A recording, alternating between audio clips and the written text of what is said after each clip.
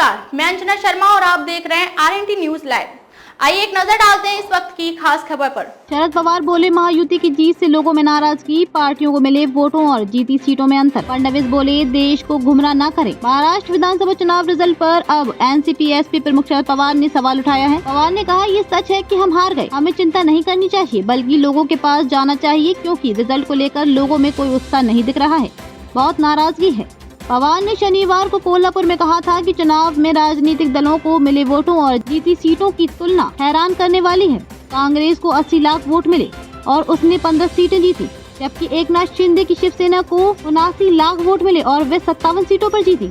पवार ने कहा, अजित पवार के एनसीपी को 58 लाख वोट मिले और उसने 41 सीटें जीती, जबकि मेरी पार्टी एनसीपी एसपी को 72 लाख वोट मिले और हमें केवल 10 सीटों पर जीत मिली।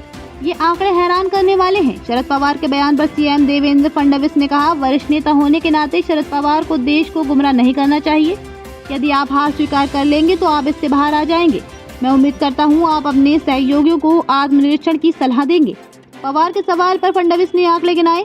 फडणवीस ने कहा कि लोकसभा चुनाव में भाजपा को महाराष्ट्र में 1,49,13,914 वोट मिले और 9 सीटें मिली। कांग्रेस को 96,41,856 वोट मिले और 13 सीटें मिली।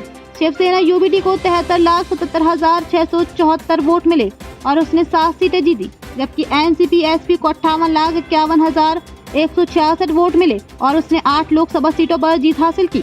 2019 के लोकसभा चुनाव में कांग्रेस को 87,92,237 वोट मिले और उसे सिर्फ 1 सीट पर जीत मिली, जबकि अविभाजित एनसीपी को 83,87,363 वोट मिले, लेकिन उसने 4 सीटें जीती। खबरों में अब तक के लिए बस इतना ही। फिर होगी आपसे मुलाकात कुछ ऐसे ही खास खबरों के साथ। तब तक के लिए नमस्कार और देखते रहिए आरएनटी न्यूज लाइव।